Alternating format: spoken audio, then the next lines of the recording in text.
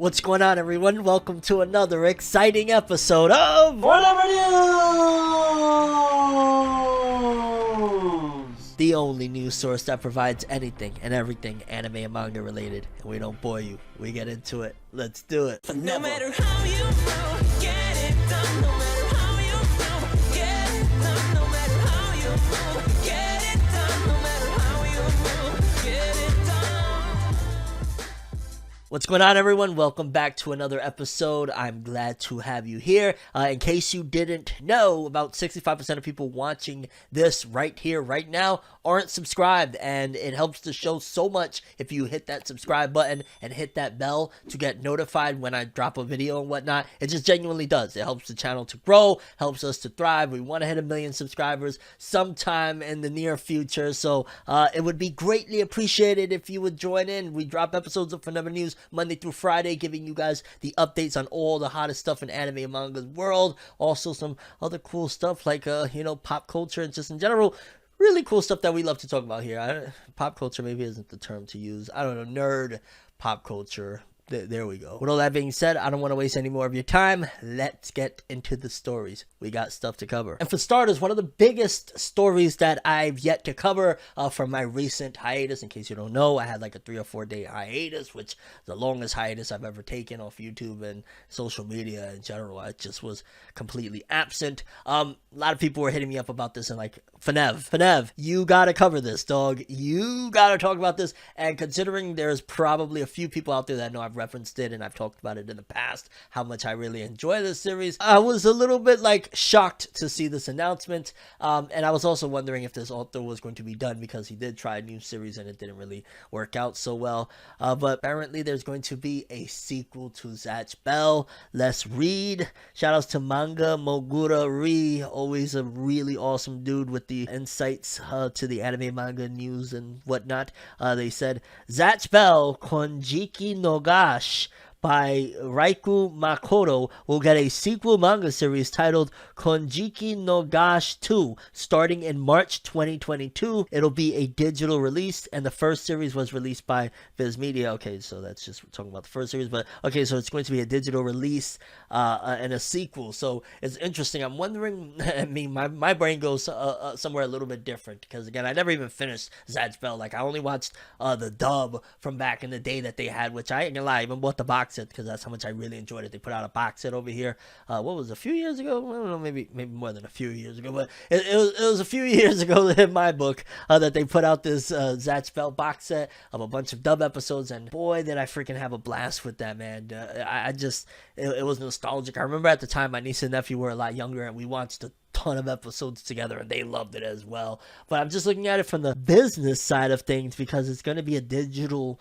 release. Like, is that going to be really the future more and more? Because we've seen, like, for example, the author Suishida of Tokyo Ghoul, he recently, went straight up digital. Like, they put his stuff in the magazine for a little bit, then they discontinued the run and made it digital only. What is it called again? I can't even remember. What's the name of the new series? Chojin X. That's the name of the series. Chojin X. His new series is digital only, and he's a big author. He had a very successful series. So the fact that the author of Zatch Bell is looking to go digital as well, I'm curious. Like, is it completely like an independent release, so to speak? I always just think in musical terms. Like, did he just go to E1 with this project, or is he still contractually tied to the company? I guess it would be, Kodansha, if I'm not mistaken. I want to say maybe Kodansha. Does he have to run it through the company and split profits with them, or how's that going to work? Because if he could just straight off cake off this, or even just break them off, let's just say like a 10% cut or some shit like that, because of course they published the original work in their thing, boy, would he get mad bread, because a lot of people are excited about Zatch Bell. I can't imagine this not getting an anime at some given point in the future, but I guess this is also one of the things that is happening, a newer trend in terms of like bringing stuff back, but not only bringing it back in terms of doing sequels in the anime and manga world to classics, which, anime and manga for a long time, they were like, you don't touch the classics, they're going to it, so that's also something to think about. Like, oh, you don't want it to, I mean, Zatch Bell wasn't like no masterpiece by any means, but it was pretty freaking awesome, so will it match up to that same love and adoration that you have once you watch this new one? Time will tell. Either way, again, Zatspell 2 starting in March 2022. Pretty much, yeah, starting this month. Might have already released its chapter. Okay, next up, this story right here, I absolutely had to cover, right? Because I'm always talking about the pulse of Weekly Shonen Jump magazine, what's going on, what's happening. We just seen, it was just confirmed and announced and all of that stuff, and we got the last chapter at that of Dr. Stone. Weekly Shonen Jump always changing, always, making sure they try their best to thrive. Oftentimes I question the decisions, especially when it comes to some newbies that are making waves, but nevertheless, Weekly Shonen Jump, I like to know what's good. So one of the things that I've been running around saying for the last, I don't know what it's been, like a year or so, maybe more than half a year. It's probably been about a year at this particular point, or somewhere around there. Either way, I've been running around for quite some time now at this point, saying, yo, when it comes to Weekly Shonen Jump, I know more or less that it's looking a little doom and gloom for the near future, because Jujutsu Kaisen is supposedly at a point of almost completion, not like 90%. I forget what it was. Was it halfway done? It was somewhere, it was at a point of like, oh shit, so we have X amount of time left. We got a few years left. Then I believe the author of Marshall had said they were halfway done. And, there was another few series, like Dr. Stone, that just ended, actually, now. My Hero Academia supposedly ending by the end of the year. I was like, wow, it's really doom and gloom, especially considering, if even a newbie like Marshall is quote-unquote halfway done, what is Weekly Shonen Jump going to look like? However, apparently, one of these authors lied. One of these authors in this whole conversation deceived the people and said something that is inaccurate regarding the future of their series, the future of their manga, in terms of it ending.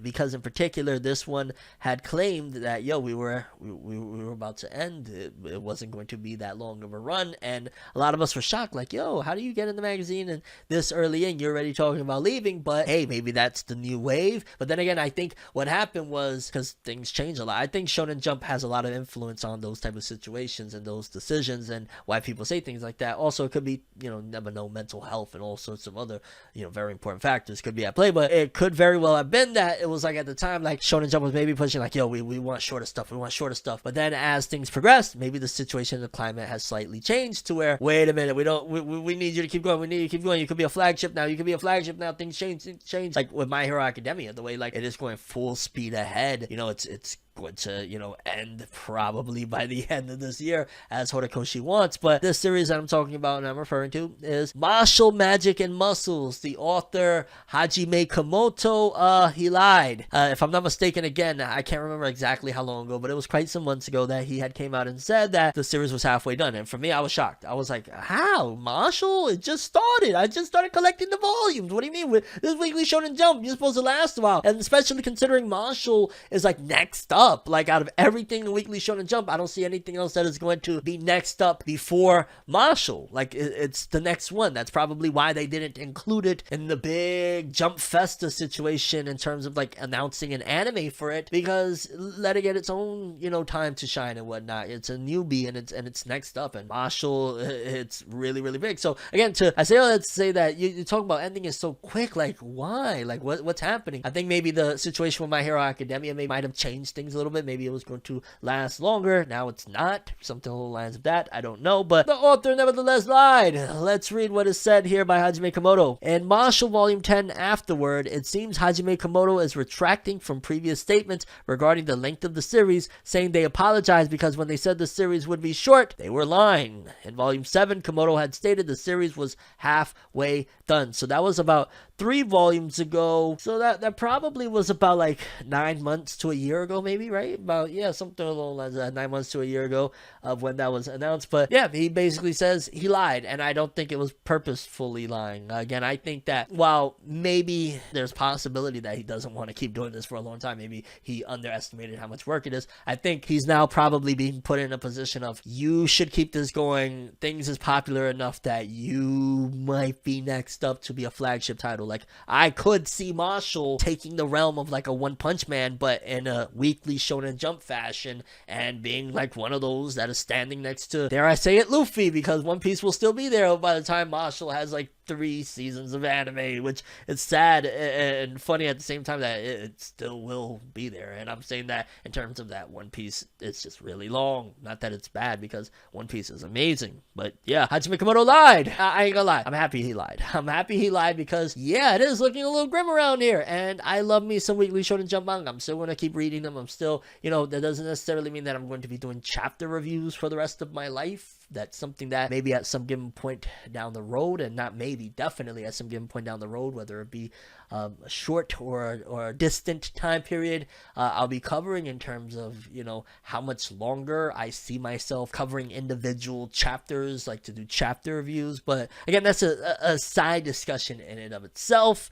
But yeah, how did I get to that conversation? I guess I was saying all that to just say that things is looking a little grim, and I love reading my manga. And yeah, Marshall, I'm glad it's going to stick around a lot longer than halfway. It's going to probably go for the distance because, again, it looks like things are rolling out as well that I'll talk about at another time regarding Marshall gearing up to take off soon. But yeah, Hajime Komodo lied. Marshall is going to go on a lot longer than we thought. Thank goodness. Mosh is really freaking awesome. Okay, people, next up, it's been a little bit since I've done one of these because I know I was bombarding people with updates on, hey, Jujutsu Kaisen is doing, its 58th place of all time and all that jazz. So I cooled off for a little bit. It's been a few weeks, I want to say now, since I've done an update regarding the success of the Jujutsu Kaisen Zero film. However, now I come bearing a pretty significant update for the actual film and where it's at right now. And also I want to announce, because I believe I did miss out on the day that it was announced and wasn't able to bring you guys the news, but ultimately, in case you don't know, Jujutsu Kaisen, you can order, or you can pre-order your tickets to go watch the movie in theaters now. Pre-orders are already open. Again, I think it was during my recent hiatus that it was like, hey, the date started. It was like February 25th, if I'm not mistaken. So yeah, you can pre-order your tickets. I got to do that before I miss out, and I know my niece and nephew will be very, very sad because they love going to the movies to watch anime films, and I kind of really want to see this film, you know what I'm saying? But let's read the news, lads. Jujutsu Kaisen Zero overtakes The Wind Rises to be 8th highest grossing anime film in Japan. It's been a little while since we've checked in with how Jujutsu Kaisen Zero is doing in Japanese theaters, but the popular film continues to be popular against a very weak Japanese box office at the time of the year. Mantan Web reported today that the prequel anime film exceeded 12.3 billion yen at the Japanese box office, pushing it past Hayao Miyazaki's then last film, The Wind Rises, to be the 8th highest grossing anime film of all time in Japan. As of Sunday, March 6th, Jujutsu Kaisen Zero's 73rd day in theaters, the film has brought in more than 12.3 billion yen, about $105.97 million on the backs of 8.85 million tickets sold. Also, it broke 100 million yen. Yay! Not 100 million, $100 million, excuse me. Yay! I'm very, very happy, and I know I shouldn't be because I ain't making none of that money, but I love to see authors that really put in the time and dedication and work, and make the battle systems complex, but make the stories really intriguing and all of that good stuff, like the author of Jujutsu Kaisen, win big like that. And maybe they're not getting crazy amount of that money, because realistically, what we heard with Demon Slayer, the author Koyoharu Gotoge didn't make much money off of that film. Just the news of it broke 100 mil will help increase the word of the manga, and manga sales do help bring the authors a lot of bread. So yeah, this makes the film the 23rd highest grossing film of all time in Japan. Wow, so it's almost top 20 highest grossing film of all time in Japan. That's crazy. Overtaking The Wind Rises and the live action remake of Disney's Aladdin. That is crazy. With the announcement of more theatrical gifts, as well as staying on the top of the box office charts, it's likely that going into April, Jujutsu Kaisen Zero will continue doing well and will break into the top 20 of all time. Absolutely. Though Jujutsu Kaisen Zero will need to do very well to reach Weathering with You's 14.19 billion yen, $138 million, and overtake it on the all-time anime chart. And I be honest with you, again, I just gotta praise it and say, yeah, that's awesome, and it deserves it because, well, first of all, I read the source material, and I'm sure, I have no doubt in my mind, it's going to be a great film. I can't wait to watch it. Yeah, with the U.S. probably bringing in alone another 20-30 million or something like that. Add that in there and all the rest of the world, I could see it making potentially to the 200 million mark when it's all said and done, maybe 150 definitely. And that's freaking awesome. It's no Demon Slayer. I get that. Demon Slayer, 500 mil, whatever. Where is Demon Slayer at now? How much money did it make in total? I forget, but just it's not there, but it's still very, very successful. Especially it's a newer title. It has 24 episodes of the anime. That's it. Shout outs to Mappa Studios. God bless those people working there. Okay, people. Next up, I come bearing some very sad news. Now, this was a character from a series that is very, very important to me. A series that is very, very just high quality. Like, I really love the series. When I watch it, I'll never forget. I was with tears in my eyes at the very last episode, and it was mind-boggling to this day. A lot of people revere it as one of the greatest anime of all time. Code Geass. Well, an actor from the series has passed away that played a very prominent role. Let's just read, because, I don't know. I'm real sad to hear it. Voice actor Norihiro Inoue passes away at 63 due to esophageal cancer. The agency Nkikaku reported on Monday that voice actor Norihiro Inoue passed away due to esophageal cancer on February 28th.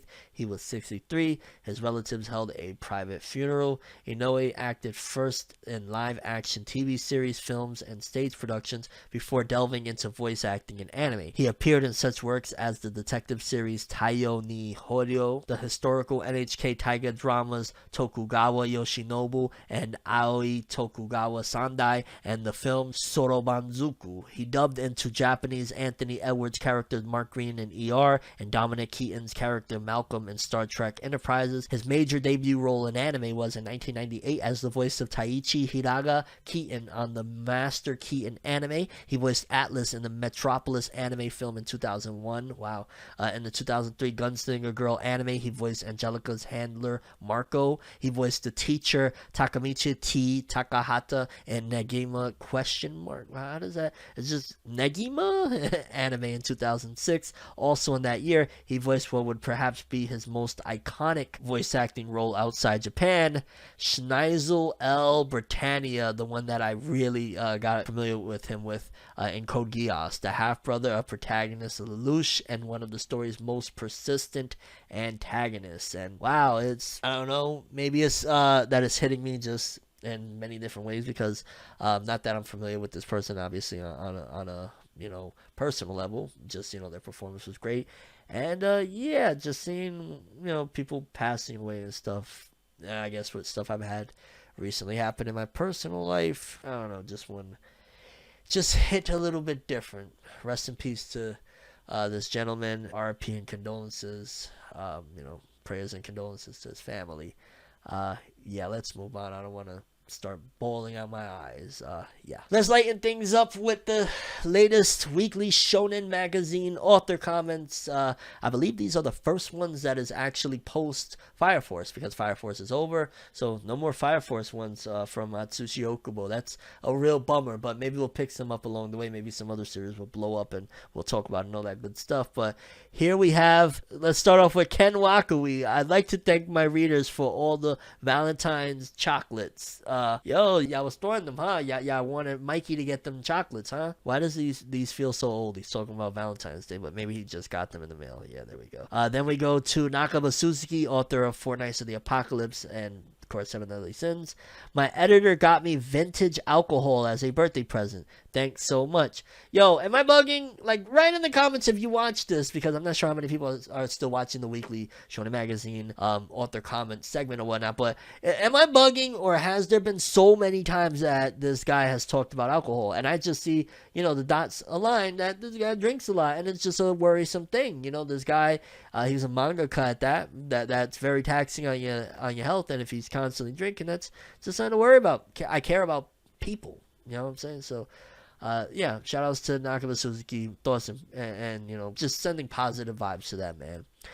Then let's go. I want to cover, let's do Muneyuki Kaneshiro, author of Blue Lock. While I wasn't working because I didn't feel like it, I caught Arceus. I have no idea what's Arceus. It kind of sounds like, what is that, the disease that they have over there in the World's End harem? No, no, forgive me. I'm not sure if that's like a laughing matter or not. But shout outs to Muneyuki Kaneshiro, and yeah, hey, I'm glad he got to slack off. It's not often you hear a manga being able to say, I wasn't working because I didn't feel like it. Like, we're in a new era, huh? New era of mangaka. They going real with that drill music. That's what it is. They listen to that drill music and it's making them bug out. Like, then we got Hiro Mashima, author of Eden Zero, Fairy Tail 100 Years Quest, Raid Master. It's been 100 days since I started learning English. It is only now that I realize I have no knack for this kind of thing. You have a knack for doing this. Like, dog, now you're learning another language. And in 100 days, maybe it's hard because I've heard that English is a very difficult language to learn or whatnot, or it might be the most difficult. I'm not sure from what people have said, but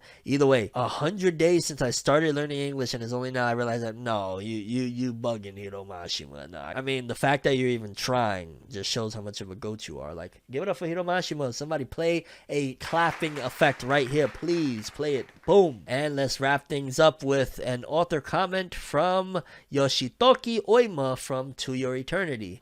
No thoughts, just Encanto. I feel like he said that before.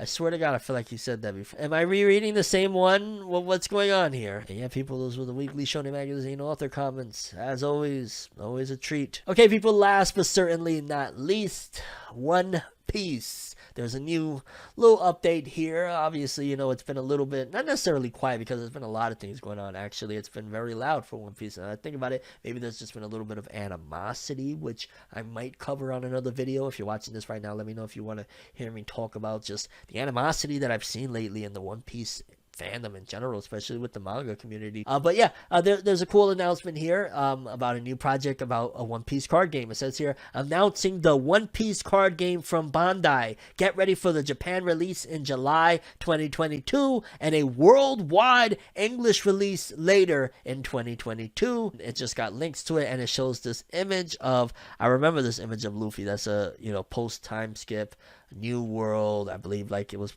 probably released around the time in the anime they got to like Shibundi or something like that, if I'm not mistaken, somewhere around there. Either way, or maybe that was when he fought Hody Jones. Either way, I remember that image being on like the New York Times. I remember that was like a really big deal. They did like an article on it and stuff like that about how One Piece is just a great story in general. And shout outs to that author, whoever did that article. If you're watching this right now, that was goat shit. You're a freaking goat. I would love to have you on the show sometimes. I always throw a little invite out there. Anybody take it. If you're the author of that, and you can prove it to me, the author of that New York Times article that was about the One Piece and how it's like discovering stories in new lands or something like that, please reach out to me in my email. Let's talk some One Piece. I would love to know what encouraged you to write that article. That piece was amazing. Or if anybody want to reach out to that author, please do as well. Let them know I want to talk. But yeah, getting back to this, leader Monkey D. Luffy, Straw Hat Crew captain, and it's just a cool card. I gotta lie, it's not the greatest art in the world. Luffy itself looks cool, but I've seen this before. And yeah, I wonder how this is gonna last. I've heard that there's been some One Piece card games in the past that hasn't flown over too well and were abandoned fairly quickly, so that's something that gets me skeptical. But it would be dope to see a One Piece card game floating around. I definitely know that there's gonna be quite a few people. Like, I know the One Piece community in general. Like, I could totally see somebody like my homie Rogers Base. Shout out to Rogers Base. I could see Rogers Base doing like a whole big freaking 5-hour, 8-hour stream or some shit, playing the One Piece card game or collecting it or opening up packs or some shit like that. Like, dude would probably, I'd probably even do that. Should we get Rogers Base over here on the channel and we'll open up One Piece packs together of these card games? Why not? That'd be awesome. But yeah, I could definitely see that. And yeah, just really cool to see that One Piece continues to expand. I love that they still to this day have not given up on expanding the IP of One Piece in the West. And also, that's really dope that it's coming worldwide as well, right in really cool timing that One Piece is added to Toonami. I always say that Toonami does help. I don't care what anyone says. In terms of merchandising over here in the West, it does. just again, I'm trailing off. Shoutouts to One Piece. Let's see what this One Piece card game do. I'm not against it or for it. It's cool that it exists. Why not? But yeah, people, those were all the stories we have for today's episode. Curious what you guys think. Most important story, favorite story, something that you want to see me cover in a future episode. Type it in. Tell me. I want to know. That's all I have for this one, though. Thanks for watching. Hope you enjoyed. I'm ForneverWorld, and as always, people, have an awesome day. And remember the golden rule: anime and manga for life. Bye. Have an awesome day. Peace in. And you guys just watched another episode of Whatever News. Have an awesome day.